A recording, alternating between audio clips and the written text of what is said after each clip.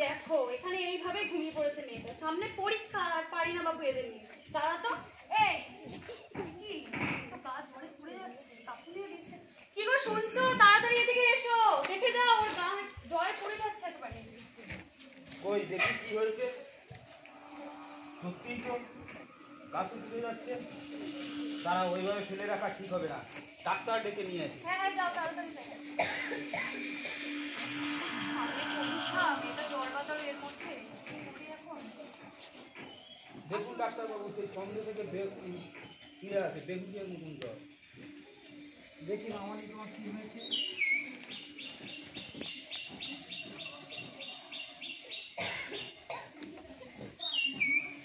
আচ্ছা ঠিকই আছে।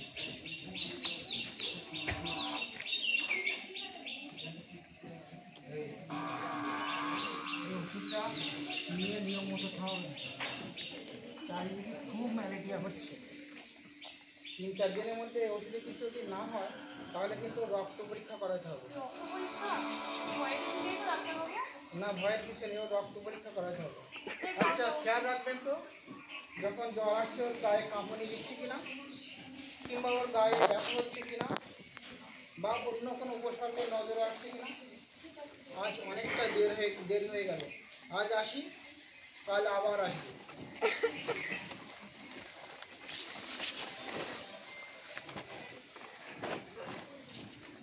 পরের দিন এই তো কেমন আছে আজকে ও? হ্যাঁ আজকে জ্বরটা এখন সকালে একবার এসেছে। অন্য কোনো উপসর্গ দেখা গেছে কি? হ্যাঁ বলছে মাথা ব্যথা করছে, গা হাত পা ব্যথা। যখন জ্বরটা হয়েছিল না তখন ছাড়ছিল, যখন একটু ঘাম হচ্ছিল। এর সামনে তোর পরীক্ষা, আমি বললাম যে আমি করে দিচ্ছি তাহলে তুই শোন। সে বলছে না আমি করবো না, আমার মাথা যন্ত্রণা করছে, এখানে হচ্ছে। ও বুঝলাম, লক্ষণ কিন্তু ভালো নয়। এখন জ্বর না থাকলেও আপনি যা যা বললেন সবই ম্যালেরিয়া উপসর্গের সাথে মিলে যাচ্ছে। কি বলছেন ডাক্তারবাবু, কি হবে এখন? হ্যাঁ ঠিকই বলছি, ভয় পাবেন না।